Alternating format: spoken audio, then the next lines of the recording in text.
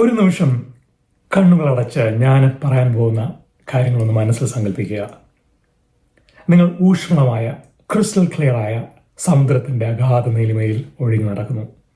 താഴേക്ക് നോക്കുമ്പോൾ ആഴക്കടൽ പെട്ടെന്ന് സജീവമായി കാണാം. വർണ്ണാഭം, മനം കുളിർപ്പിക്കുന്ന വർണ്ണ പ്രപഞ്ചം. ഒഴുകി നടക്കുന്ന നിങ്ങളോടൊപ്പം ഒഴുക്കിനൊപ്പം പതിയെ ചലിക്കുന്ന ചെറിയ പേർപ്പിൾ നിറത്തിലുള്ള ചെറുവനങ്ങൾ നിങ്ങളുടെ മനം കവരുന്നു. ചുറ്റും പുരാതന ക്ഷേത്രങ്ങൾ എന്ന പോലെ ഉയരത്തിൽ അടുക്കി വെച്ചിട്ടുള്ള സ്വർണ്ണ പവിഴപ്പുറ്റുകൾ. നീലനിറത്തിലുള്ള ചെറു മത്സ്യങ്ങൾ നിങ്ങൾക്കരികിലൂടെ കൂട്ടത്തോടെ നീന്തി തുടിച്ചു പോകുന്നത് കണ്ട് നിങ്ങൾ സ്വയം മറന്നു പോകുന്നു. ന്യോൺ ബ്ലൂ നിറത്തിലുള്ള ചെറു മത്സ്യങ്ങൾ സ്പാർക്കുകൾ പോലെ മിന്നിപ്പാഞ്ഞു പോകുന്നു. ഒരു വലിയ കടലാമ, എ ജയന്റ് ടേർട്ടിൽ, യാതൊരു തിടുക്കവുമില്ലാതെ എവിടേക്കോ ഒഴുകി നീങ്ങുന്നു. എങ്ങും മഴവില്ലഴകിൽ ജീവന്റെ തുടുപ്പുകൾ. നേരം തന്നെ ഉറഞ്ഞ് നിങ്ങളോടൊത്ത് ആ വർണ്ണച്ചിടത്തത്തിൽ അലിഞ്ഞു ചേരുന്നു. ഇതൊരു ഭാവനയല്ല, സ്വപ്നവുമല്ല, നിങ്ങളൊരു 3D ചിത്രം കണ്ട് ആസ്വദിക്കുകയുമല്ല. ഇതാണ് the world's largest living structure എന്നറിയപ്പെടുന്ന ദി ഗ്രേറ്റ് ബാരിയർ റീഫ്. നമസ്കാരം, എല്ലാവർക്കും ഇതും കൂടിയിലേക്ക് വീണ്ടും സ്വാഗതം.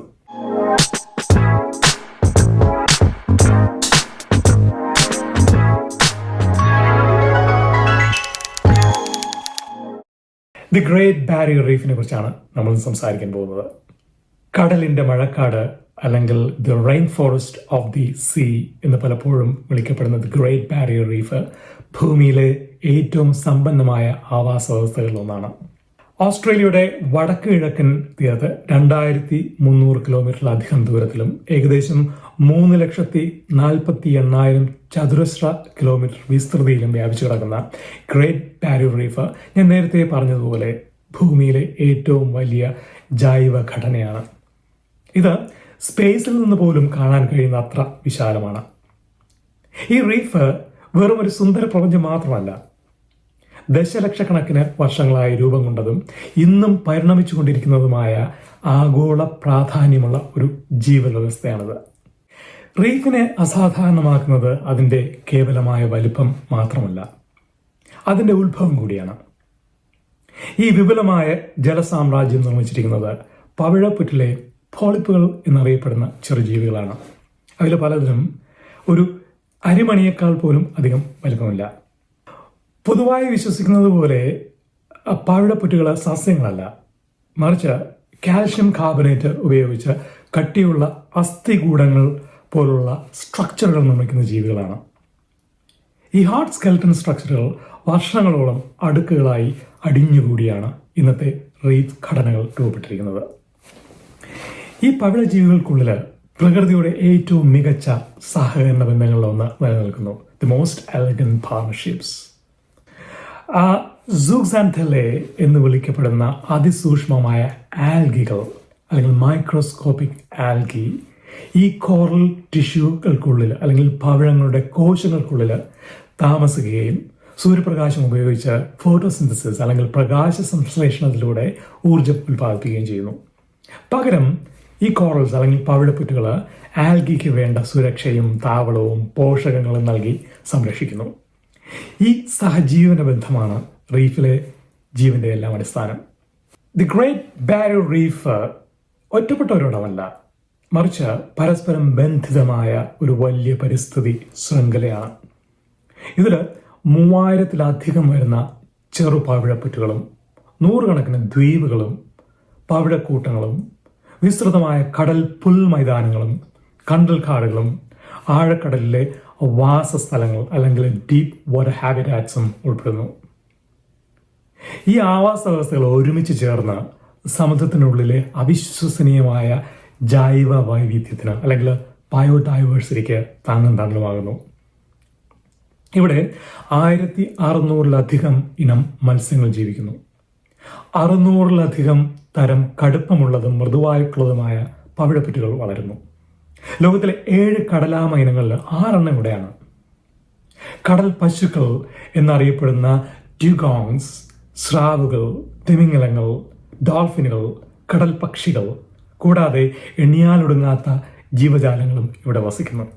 ഇതുകൊണ്ടാണ് പവിഴപ്പുറ്റുകളെ കടലിൻ്റെ മഴക്കാടുകൾ എന്ന് വിളിക്കുന്നത്. ജൈവ വൈവിധ്യത്തിന് പുറമെ റീഫ് അത്യാവശ്യമായ പാരിസ്ഥിതിക ധർമ്മങ്ങൾ കൂടി നിർവഹിക്കുന്നു. ഇത് ഒരു സ്വാഭാവിക പ്രതിബന്ധം അല്ലെങ്കിൽ നാച്ചുറൽ ബാരിയർ പോലെ പ്രവർത്തിച്ച് തിരമാലകളുടെ ശക്തി ചിലയിടങ്ങളിൽ 97% വരെ കുറയ്ക്കുകയും തീരപ്രദേശങ്ങളിലെ കൊടുങ്കാറ്റുകൾ, മണ്ണൊലിപ്പ്, വെള്ളപ്പൊക്കം എന്നിവയിൽ നിന്ന് സംരക്ഷിക്കുകയും ചെയ്യുന്നു. ലക്ഷക്കണക്കിന് ആളുകൾ ഭക്ഷണത്തിനും ഉപജീവനത്തിനും ആയി ആശ്രയിക്കുന്ന മത്സ്യബന്ധനത്തിനെ റീഫ് പരിരക്ഷിക്കുന്നു. കൂടാതെ ഇത് കാർബൺ ചക്രത്തിന് അല്ലെങ്കിൽ കാർബൺ സൈക്ലിംഗ് സംരക്ഷിക്കുകയും സമുദ്രത്തിലെ രാസഘടന അല്ലെങ്കിൽ ഓഷൻ കെമിസ്ട്രി നിയന്ത്രിക്കാൻ സഹായിക്കുകയും ചെയ്യുന്നു. ലളിതമായി പറഞ്ഞാൽ റീഫ് ആരോഗ്യത്തോടെ ഇരുന്നാൽ സമുദ്രങ്ങളും ഭൂമിയും ആരോഗ്യത്തോടു കൂടിയിരിക്കും എന്ന് ചുരുക്കം. ഓസ്ട്രേലിയൻ ആദിവാസി സമൂഹത്തിന് റീഫ് കടൽ ദേശം അല്ലെങ്കിൽ സീ കൺട്രിയാണ്. 10,000-കണക്കിന് വർഷങ്ങളായി അവർ പരിപാലിക്കുന്ന സാംസ്കാരിക ഭൂമി കൂടിയാണിത്.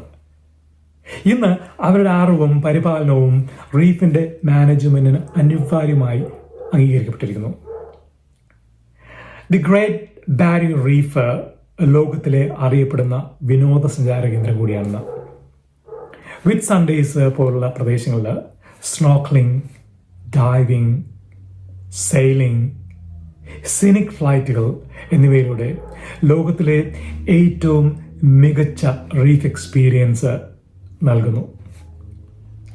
ശ്രദ്ധാപൂർവം മാനേജ് ചെയ്യുന്ന ടൂറിസം പ്രവർത്തനങ്ങൾ റീഫിൻ്റെ കൺസർവേഷൻ ശ്രമങ്ങൾക്കും പ്രാദേശിക കമ്മ്യൂണിറ്റികൾക്കും വളരെയധികം പിന്തുണയും നൽകുന്നു.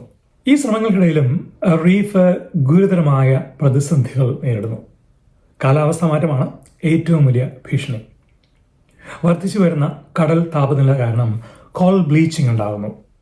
ഇത് പവിഴങ്ങൾ അവയുടെ സഹജീവികളായ ആൽഗികളെ പുറന്തള്ളുകയും അതുവഴി നിറം നഷ്ടപ്പെടുകയും ചെയ്യുന്ന ഒരു സ്ഥിതിവിശേഷമാണ്. പക്ഷേ വെളുത്ത പവിഴങ്ങൾ ഉടൻ നശിക്കുന്നില്ല, അവ ദുർബലമാകുന്നു എന്ന് മാത്രം.